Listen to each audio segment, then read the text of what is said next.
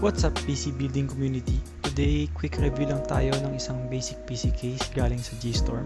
Ito yung kanilang MI A1X Micro ATX case. 560 pesos ang presyo nito nung nabili ko. Malamang yung iba sa inyo na naghahanap ng mukhang computer components, kilala nyo na yung brand ng G-Storm. So, sa front panel, yung lower part niya, mesh. Bandang taas, merong standard ports, buttons, saka LEDs. Meron siyang maliit na branding sa harapan. Front panel connectors, standard din. Right side panel, merong kalahating pulgada na umbok para sa cable management. Same lang din sila nung left side. Meron ding perforations kaso hindi pwedeng lagyan ng fan. Dito naman sa likod, top mount PSU, IO shield mount, fan mount, saka 4 na expansion slots. Dun sa 4, isa lang yung may screw, yung 3 kailangan mong baliin. Sa PSU, ATX size at fan side down position lang ang pwede. 80mm fan lang ang pwede sa likod.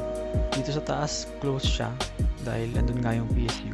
Dito naman sa ilalim, pwede ang dalawang 2.5-inch drive or isang 3.5-inch at isang 2.5-inch na drive. Sa front ng case, pwede pala yung dalawang 120mm fan. Mas okay kung may LED yung nasa baba dahil mesh nga yung harap, kita siya sa labas. Kung mapapansin nyo, parang symmetrical yung harap, so mukhang pwedeng baliktarin yung case saka yung front panel. Sa likod naman ng motherboard tray, meron cable management holes saka tie down points para sa cable ties. Sa loob naman, halos standard lahat. Maluwag siya for a basic case. Nakalagay na yung standoffs para sa motherboard. ITX saka Micro ATX na board kasya dito. Mga extra screws saka twist ties kasama na pala. Ayun, alam nyo na yung mga mahalaga, so pwede na tayo mag-assemble.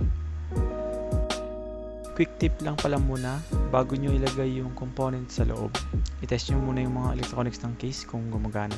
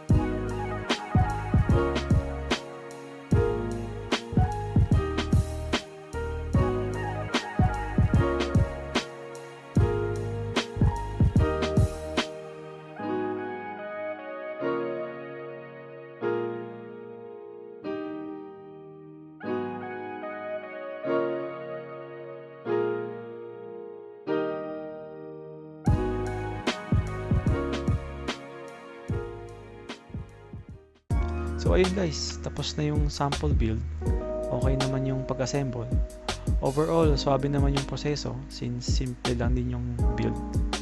Visible yung LED fan sa harap, although kailangan mo ring bagayan yung red na logo. Mga electronics gumagana naman. Konting gusot lang yung cable ng front panel ports. May key siya, so nilusot ko na lang sa gilid ng fan. Yung cable ng LED saka mga buttons, wala namang problema.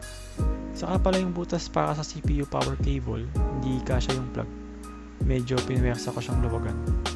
So, yun lang naman yung issue niya. Aside dun, sulit na sulit yung case. So, ayun guys, salamat sa pakikinig nyo. Check nyo yung channel ko para sa mga ibang bagay tungkol sa computer. And I'll see you next time. Peace!